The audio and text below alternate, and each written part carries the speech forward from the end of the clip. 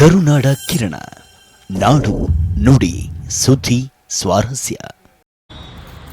ಇವತ್ತಿನ ಪತ್ರಿಕಾ ದೃಷ್ಟಿ ಮೂಲಕ ವಿಷಯ ತಿಳಿಸ್ಬೋದು ಏನಂತಪ್ಪ ಅಂತಂದ್ರೆ, ಕಲಬುರಗಿ ಜಿಲ್ಲೆಯ ಯಡ್ರಾಮಿ ತಾಲೂಕಿನಲ್ಲಿ ಹಿಜೇರಿ ಗ್ರಾಮದ ಹೊರವಲಯದಲ್ಲಿ ತರದೇಶಿ ಅಂದ್ರೆ ನಮ್ಮ ಆಡು ಭಾಷೆಯಲ್ಲಿ ಸಂಡೋಸ್ ಕೂಗಿದ ಇಬ್ಬರು ದಲಿತ ಬಡ ಭೂವಿ ಒಟರ ಸಮಾಜದ ಅಪ್ರಾಪ್ತ ಸೋದರರು ಸಂಶಯಾಸ್ಪದ ರೀತಿಯಲ್ಲಿ ಬಾವಿಯಲ್ಲಿ ಮೃತದೇಹ ಪತ್ತೆಯಾಗಿರುವುದು ಹಲವಾರು ಅನುಮಾನಗಳಿಂದ ಕೂಡಿದೆ.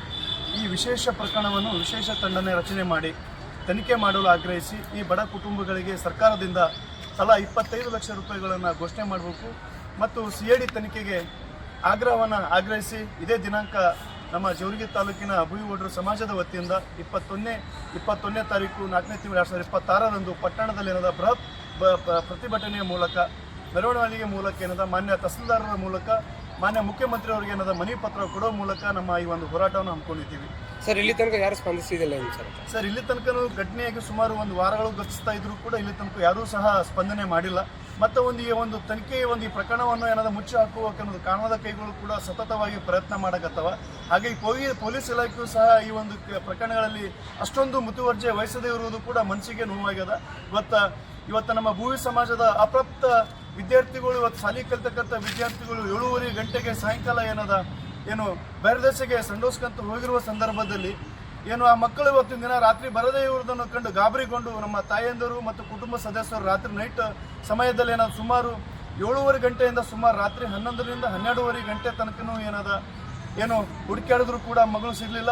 ಒಂದು ಬಾವಿ, ಆ ಒಂದು ಸಂಡೋಸ್ ಕೂಡ ಬಯದರ್ಶಿ ಜಾಗದಕ್ಕಿಂತ ಒಂದು 500 ಮೀಟರ್ ದೂರದಲ್ಲಿರ್ತಕ್ಕಂಥ ಬಾವಿಯಲ್ಲಿ ಆ ಚಪ್ಪಲಿಗಳನ್ನು ಕಂಡಿರುವುದನ್ನು ಕಂಡು ಗಾಬರಿಗೊಂಡು ರಾತ್ರಿ ಸಂಬಂಧಪಟ್ಟಂಥ ಇಲಾಖೆ ಅಧಿಕಾರಿಗಳನ್ನು ಮಾತನಾಡಿ ಬೆಳಗ್ಗೆ ಕಾರ್ಯಾಚರಣೆ ಸಂದರ್ಭದಲ್ಲಿ ಇಬ್ಬರು ಮಕ್ಕಳು ಮೃತದೇಹಗಳು ಅನುಮಾನಾಸ್ಪದ ರೀತಿಯಲ್ಲಿ ಕೈಗೆ ಓಡಣಿಯನ್ನು ಕಟ್ಟಿರತಕ್ಕಂಥ ರೀತಿಯಲ್ಲಿ ದೇಹಗಳು ಸಿಕ್ಕಿರುವುದು ನಮಗೆಲ್ಲರಿಗೂ ಕೂಡ ಒಂದು ಭಯದ ವಾತಾವರಣವನ್ನು ಇವತ್ತಿನ ದಿನ ಹಿಜೇರಿ ಗ್ರಾಮದಲ್ಲಿ ಜೇವರ್ಗಿ ತಾಲೂಕು ಮತ್ತು ಯಡ್ರಾಮಿ ತಾಲೂಕಿನಲ್ಲಿ ಮೂಡಿದೆ. ಹಾಗಾಗಿ ಈ ತನಿಖೆಯನ್ನು CID ತನಿಖೆಗೆ ಒಪ್ಪಿಸಬೇಕು ಮತ್ತು ವಿಶೇಷ ರೀತಿಯಲ್ಲಿ ತನಿಖಾ ತಂಡ ರಚನೆ ಮಾಡಿದಾಗ ಇದೇ ರೀತಿ ಮತ್ತೊಬ್ಬ ಮಕ್ಕಳಿಗೂ, ಮಹಿಳೆಯರಿಗೂ ಮತ್ತು ನಮ್ಮ ಮುದ್ದು ಸೋದರಿಗೂ ಕೂಡ ಇಂಥ ದುರ್ಘಟನೆ ಆಗಬಾರ್ದು ಅನ್ನೋ ಉದ್ದೇಶಕ್ಕೋಸ್ಕರ ಈ ಒಂದು ಪ್ರಕರಣವನ್ನು ಬೆಳಕಿಗೆ ಬರಬೇಕು.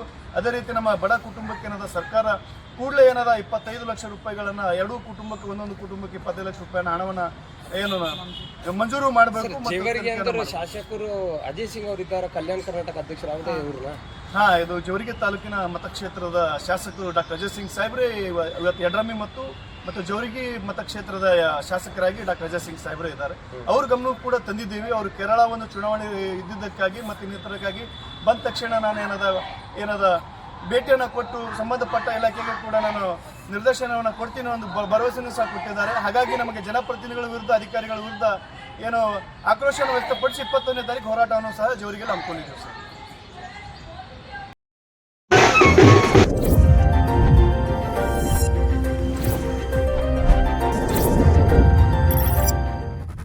ಕರುನಾಡ ಕಿರಣ, ನಾಡು ನುಡಿ ಸುದ್ದಿ ಸ್ವಾರಸ್ಯ.